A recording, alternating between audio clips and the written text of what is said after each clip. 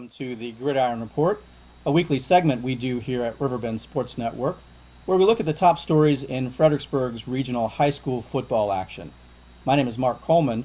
We are joined this week in studio by Fredericksburg's Freelance Star Assistant Sports Editor, Justin Rice. Justin, welcome to the set. Mark, thanks for having me, man. Well, it's a pleasure to have you here. Certainly don't get too many visitors here at the sprawling campus that is the Riverbend Sports Network, so welcome again and glad to have you here. I was able to find my way to the studio. Excellent. Well, glad to hear that.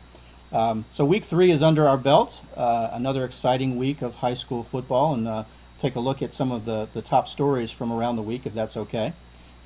First will be the Mountain View James Monroe game. Mountain View winning that one 21-10.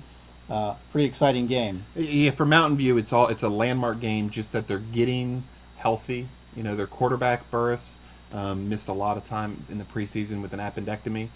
They have Quentin Gray. They have Gordon Collins. They really think that's 3 of the best weapons in a package at a single school. So they're really excited to be healthy, I think, again. Glad to hear that Burris is back. Certainly hate to hear kids that are missing time due to injury. Also an interesting matchup of head coaches there. Yeah, for sure. You know, it's Rich Survey at JM and Lou Sorrentino at Mountain View. They came up together. They sort of learned to be high school coaches together. I know that they have a great affection for each other, and I'm sure they enjoyed being on the sidelines together.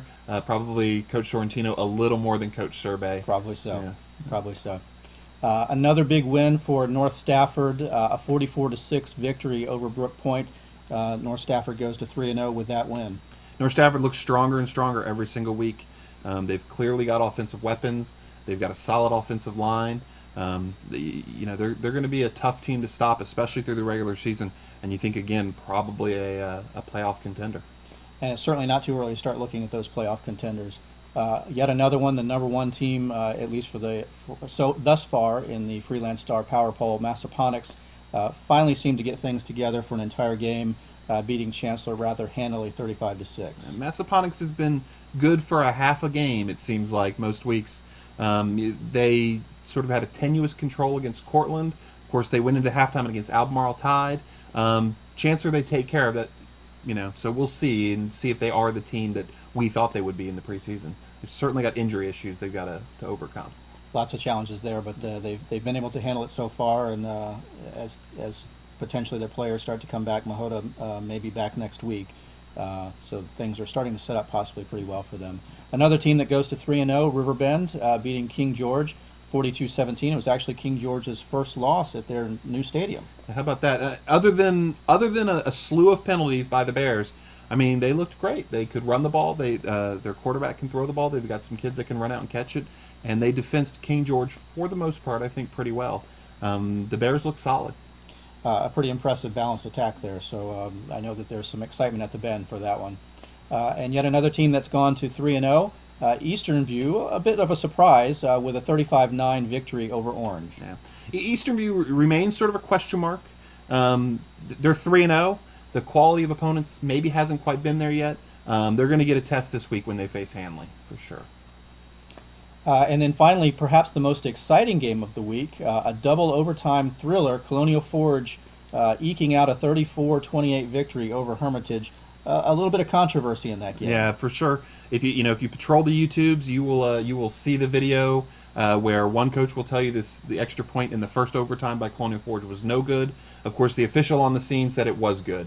Hermitage is a tough opponent, and Colonial Forge certainly held up strong. And extra point or not, it seems like it came down to that one play, but it never actually does. There was still another overtime afterwards. Colonial Forge missed its extra point in the second overtime. Hermitage didn't get in the end zone. Colonial Forge wins. Right.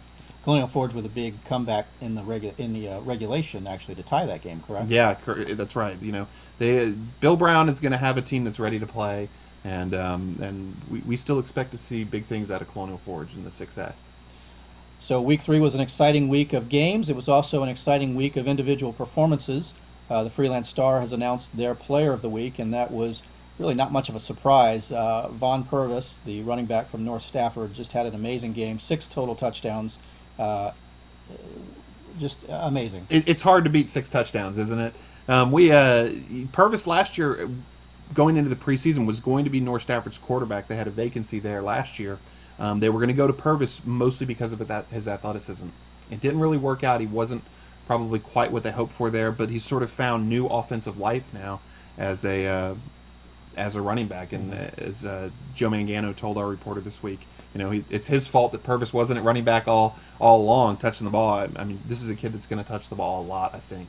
If he stays healthy, he's a big weapon for them. No doubt, and he's going to do some special things. I think he's actually got 12 touchdowns on the season already. Of course, 6 in a week is going to pad those numbers pretty significantly.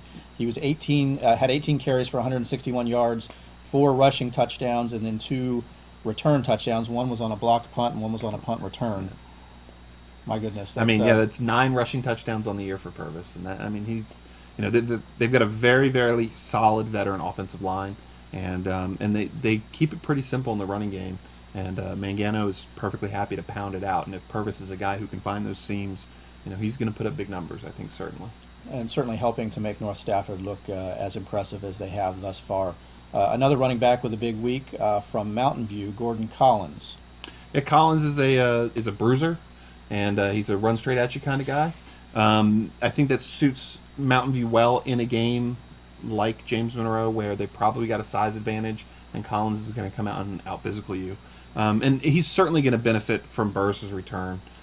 Just to have a quarterback that can open up the passing game. Sure. Teams have to know what Quentin Gray is doing as a receiver, and Burris can beat you deep if they're going to load up against Collins, and that's a guy who can make you pay for sure. 3 touchdowns for Collins this past week, 27 carries for 227 yards, so an impressive week for Collins there. And then we also had a nice offensive performance from a quarterback from Riverbend, Eric Bird. 11 completions out of 19 attempts, 272 yards, and 3 touchdowns. He threw some long, and he was also the beneficiary of some little screen passes that were broken open for long gains. Sure, and those count too. Thankfully, they do. They King George. It seemed like they really wanted to try to load up to stop, the Riverbend running game. And Bird had made him pay early. He was 5 of 6 on the first drive, or his first 6 passes. The one miss being a pass that was batted down at the line. He just looked really sharp.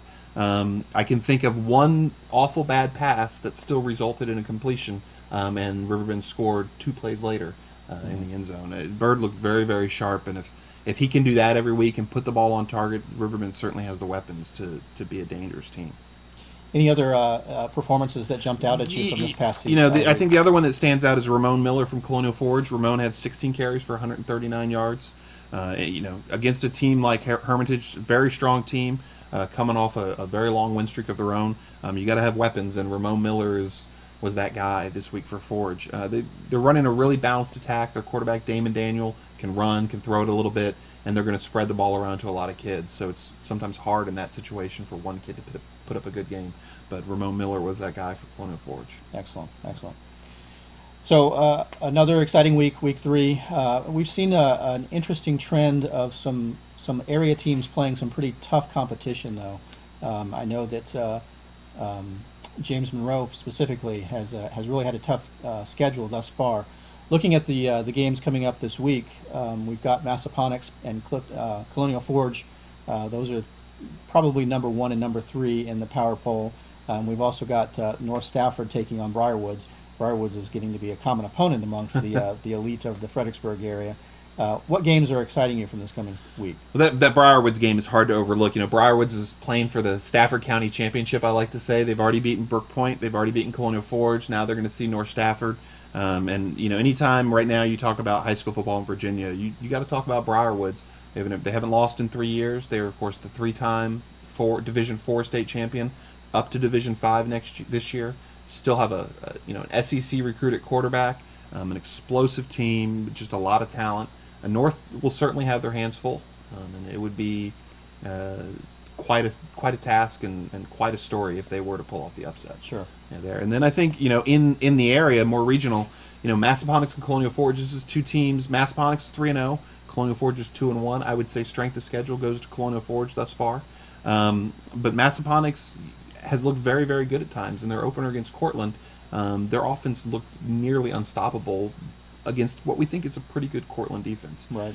So I think that's a game that's going to come down to 1 or 2 plays, extra points in overtime, things like that. that I think is going to decide it. I don't see that swinging too far for one team or the other. It's going to be an interesting one to watch for sure. Absolutely, and it's exciting to see such high-powered offenses or high-powered teams truly going at each other. So I certainly am looking forward to the outcome of that. I think it's going to tell a lot about what the remainder of this season is going to look like for these two teams.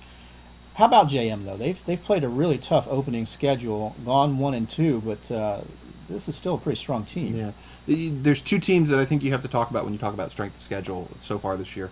Brook Point being one of them, 0-3. James Monroe is 1-2. The good news for James Monroe is the VHSL PowerPoints formula and how it works. You're still scoring good points by losing to these strong teams. You know, a win against Stafford is a 6A team that scores them a lot of points. Mm-hmm. A loss to Mountain View is painful, but that's a 5A team that scores them a lot of points. And the same thing goes for North Stafford. They're still relatively healthy. They've been competitive in these games, and the schedule is going to soften up a little bit. But there's not a lot of margin of error. They can't afford to lose piled losses. But as long as they take care of their business, they're going to be in good shape playoff-wise. It starts this week. They've got a big game at Petersburg. Petersburg and James Monroe are pretty close to each other in what we calculate for the 3A East PowerPoints. So it's wins like that where you're not only getting a win to help yourself, but you're separating yourself from a team that's chasing you. So I think it's big for James Monroe, for sure. Well, looking forward to another exciting week of high school football. The playoff picture is starting to come into focus. Still a lot of games remaining to be played, however, so a lot of uncertainty and a lot still yet to be decided. But that's what makes sports such a wonderful thing. It's certainly going to be a fun 2 months as we sort of sort this new system out and how it's going to play out. And the weather is starting to feel like football weather. Certainly, though. I hear it's supposed to be a little warmer tomorrow. But that's not such a bad thing. Well, Justin, I really appreciate you joining us here, and thanks for sitting in as a guest on the Gridiron Report. And hope to have you back again sometime if you're up for it. All right, we'll see you out there on Friday nights. Excellent, excellent. Well, folks, that'll do it for this week's edition of the Gridiron Report. Once again, my name is Mark Coleman, and thanks to our guest, Justin Rice. A reminder that you can follow Justin and the Freelance Star in their new FLS Varsity Twitter feed, and that is at FLS Varsity. You can also keep up to date on all of the high school sports stories and scores at their website, which is flsvarsity.com. You can also follow Riverbend Sports at RB Sports Network. And as well as riverbendsportsnetwork.com. For the Riverbend Sports Network, my name is Mark Coleman. Thanks for watching, everyone.